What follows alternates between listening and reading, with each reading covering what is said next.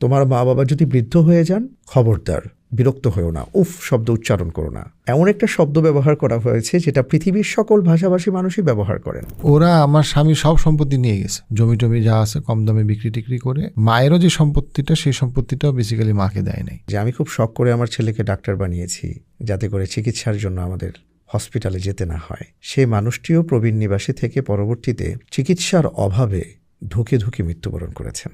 এমন কোনো আলেমকে পাবেন না যিনি তার মা বাবাকে বৃদ্ধাশ্রমে রেখেছেন অথবা ফেলে চলে গেছেন। বাবা মাকে ফেলে যাওয়া যখন তারা বৃদ্ধ, যেটা আমাদের সমাজের আরেকটা বাস্তবতা। লাইফ স্প্রিংয়ে একজন এসছিলেন, ওনার একটা গল্প বলি নাম পরিচয় ছাড়া। উনি বলছিলেন যে উনি অনেক বয়স্ক ভদ্রমহিলা, প্রচণ্ড বিষণ্ণ। উনি বলছিলেন যে আমার স্বামী মারা যায় ওখানে বেশ অসুস্থ হয়ে, ক্যান্সার হয়, কিন্তু আমার যে সন্তানরা, সেই সন্তানরা দেশের বাইরে বহু বছর থেকে, কিন্তু আমার